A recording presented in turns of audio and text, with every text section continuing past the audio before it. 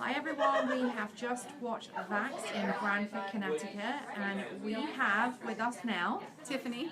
Tiffany. Hi, and you wanted to share a story with us today. Yes. My son is vaccine injured not once but twice. He was vaccine injured at a 7.5-month well visit and was truly autistic within days of his 7.5-month well visit vaccines. He had an extra one because we delayed the hepatitis B, so the way it worked out is instead of 6 months, we waited till 7 months, and at that point he had a total of 6 vaccines that day. So at 5.5, we started the whole DAN protocol, and he did beautiful. He had a 72% recovery from that. We stopped vaccinating him around that same time, right at the entry of kindergarten. He was doing wonderful, really great in school. He was doing great with friends, really building genuine friendships, which was amazing. And I really am so thankful for his DAN doctor. We did diet, we did the chelation, we did the supplements, and again, 72% recovery, which was phenomenal. What I didn't know, despite our efforts, we were doing the gluten-free diet, we were doing supplements, we were following our DAN doctor. One day, 14 years later from his initial vaccine injury, he woke up with OCD, tics. We thought seizures, but we ruled that out later. He had social anxiety. He couldn't process a conversation that included, "What do you want for dinner?" Overnight, he had just typed a 23-page report on a fictional story he created about America going to war with Africa. Very ingenious fictional story. And the next week, he couldn't answer what you wanted for dinner.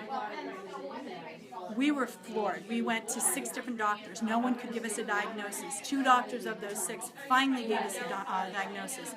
It's PANDAS, Pediatric Autoimmune Neuropsychiatric Disorder Associated from Strep. Basically, he got strep throat, and 6 weeks later, this is where he had his shutdown and had PANDAS. So it was very hard watching my son basically die into that autism state again. We had gone so far with this progress, and we didn't stop. We just kept it going, and to see this was devastating.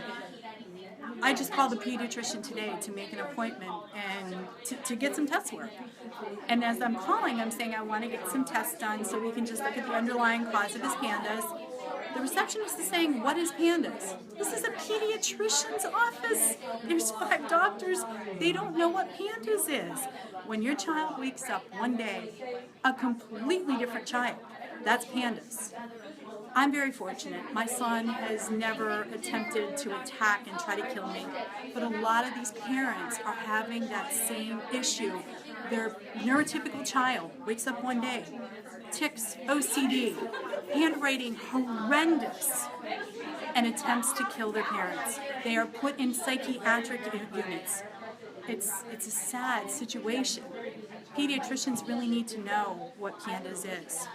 It is a late onset or early onset of autism as a direct result of an autoimmune disorder in strep. And what that does is that strep, the antibodies for strep, start attacking parts of the brain, specifically the basal ganglion. We've been very lucky. We've been going to the Autism One conference and have met such incredibly smart people who are paving the way for the world of autism. And I have to tell you, the doctors are phenomenal there, and we are very excited to see my son is recovering from PANDAS. Never once did he have an antibiotic. Never once did he have a steroid, and never once did he get IVIG. There is recovery. You need to find it, and you will find it at the Autism One conference. It's been in Chicago for the past couple years over Memorial Day weekend. It's going to be in Colorado Springs next year and in Denver. I would highly encourage parents to go. Memorial Day weekend, yes, you're not going to be at a cookout, not till Monday anyways, but get to Autism One. See as many doctors. If you can go as a team, as a parent, 2 parents, both parents, a friend, go to as many conferences. Don't sit by your friend. Send your one friend to one other place. Send your husband or your wife to another conference. Learn as much as you can. You are going to come home drunk with information. but that gives you the stepping stone to do your own research. There is recovery. You can recover your children. Let VAX be your starting stone as far as finding out about the vaccines, but don't let that be your end. Find the recovery. You can get it. So to new mums or mums that are pregnant, what piece of advice would you have for them?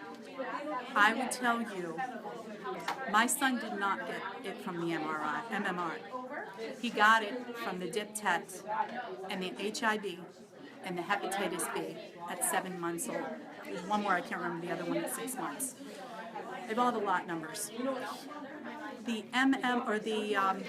dip-tet alone had 44 times the toxic level of mercury at the time. Just that one three-dose vaccine. Do not trust the vaccines. Trust yourself. The other thing, my baby, I kept leading them on to say I was going to vaccinate her. I found out if I waited to vaccinate her at 1, she is now treated as an adult. She gets a third of her vaccines cut out. 1/3. 14 vaccines are in the garbage now by waiting till she was 1. So her potential first vaccine was going to be when she was 13 months old. Thank God she got a cold. And thank God a month later, Anna Poland case came out. A bunch of tears came down my face. Thank you to her doctor. Did not like to see me cry. Work the tears, moms. Pediatricians do not like to see crying moms, especially when they quiver their lips. Work it. And your children are how old now? My 16-year-old is the one with autism and pandas. My 13-year-old is partially vaccinated, straight A student, doing phenomenal. And my baby, who is not vaccinated, she's doing wonderful. And do you educate them on, for when they have children in the future, They are educated on a daily basis, not to eat GMOs, not to eat anything with chemicals. If it doesn't have the label, organic. If it doesn't have the label, non-GMO, do not eat it. If it has sugar in it, it is bad. Get away from the FDA. 70% grain should be part of your diet. We've eliminated them. We eat the foods that our great-great-great-grandfathers and grandmothers eat. We eat pure food. Well, I just want to say you are an awesome mom. I'm going to give you a quick hug. Yeah, thank you. Hearing your story. Sure. Thank you. And take Thank care. you. Bye. Good luck.